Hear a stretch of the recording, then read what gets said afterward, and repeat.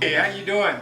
Oh, that's right. I'm I'm LJ. an old movie star here. I forgot. Yeah, that's right. I'm LJ Martin, and this is my beautiful wife, Kat. And we've been asked a lot of questions about a book we wrote together that is about to be re-released called Tin Angel. One of those questions was, why did we write this book? We wrote it together. Everybody asked, why did we write it together? And the thing is that it was interesting because the agent actually thought this up, which is very unusual because out of the 50 books I've written and the 26 books he's written, I don't think anybody, well, maybe one other time somebody came up with the plot idea, but the agents, at the time, Moonlighting was the big hot TV show. And Larry came up with the idea where he kind of pitched it that it'd be fun to do a moonlighting set in the West. Well, they loved the idea, and they ended up coming back to us and saying, why don't you guys write together? So that's how it happened. It was really sort of somebody else's idea, at least as far as how we did it. Did we have any fun writing it? I think I had more fun than you did. No, that's not true. I had a great day. I had a great deal of fun. It was, as it turned out, as it was your genre, I had to bury my ego a little bit and let you have a lot more input in the flow of the book than I normally probably would have. But it was your genre, and you were right. The things that you added to it were the things that made the editors love it. So I put a little more romance, obviously, in it. One of the best things about it, how he talked me into it, because he wanted to do this originally more than I did, and how he talked me into doing it was he wrote the first 10 pages, and he had printed them out, and I swear that. And the truth was, she didn't want to do this together. I did. We figured we'd fist fight in the backyard, Yeah, I thought and I'd lose. Fight too much. But he wrote the first 10 pages, and it was so hilarious. I'd never written anything that was a comedy, had any comedy elements to it. So when he wrote these 10 pages, I thought, oh God, we have to do this. This is too funny. So then he wrote the male part, and I wrote the female part, and we alternated point of views, and then we sort of blended them to make it into a novel. So it's a little bit different. The ultimate outcome comes out totally different. You know, when two people write together, you would think it would be two separate things, but it's actually like a third person. So it's quite a bit different. I would write, take it in and set it on her desk. She would write, bring it back and set it on my desk. So it was fun. I mean, we didn't sit there shoulder to shoulder to write it. So No. it probably worked better by not sitting shoulder to shoulder. He would write, and I never knew what he was going to write. We knew roughly the plot, but it wasn't fixed in stone. So he would write something totally different and interesting, and I would think, oh wow. And then of course I would respond to that because he took the lead. And I wrote the heroine's part and responded to what he had written. One of the funniest things that happened in the book was there's a death of the father, which takes place, the book starts right after that. But they had the father's body. Well, I forgot that they hadn't buried the guy, so we were pretty much into this book quite a ways, and all of a sudden I said, oh my God, we forgot to have a funeral or bury the father. So we got to go back. Well, I thought, well, I could just write a typical drudgery, funeral. But I wondered what he would write, because he really is very creative, more creative really than I am.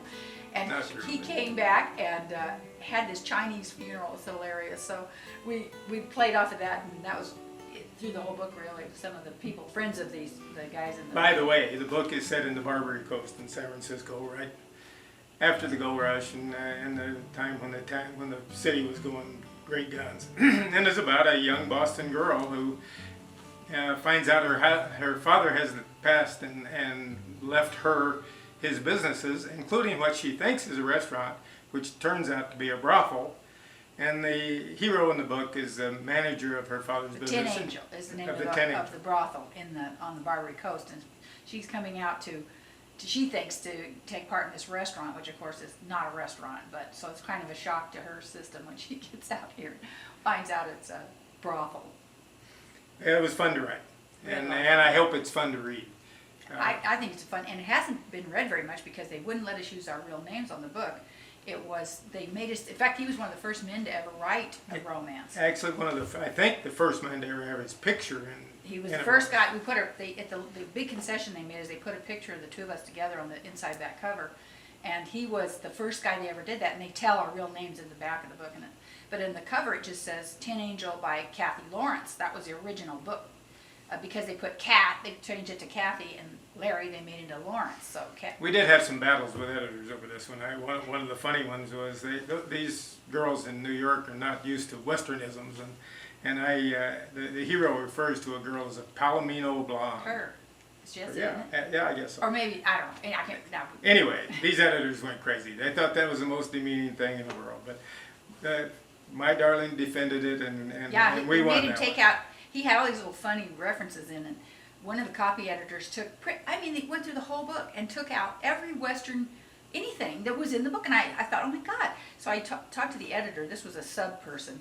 And I said, you know, you hired us to write this together. That's how he writes. You can't, if you take everything out that he writes, why would you pay him to write it, you know? And so she said, put him back in.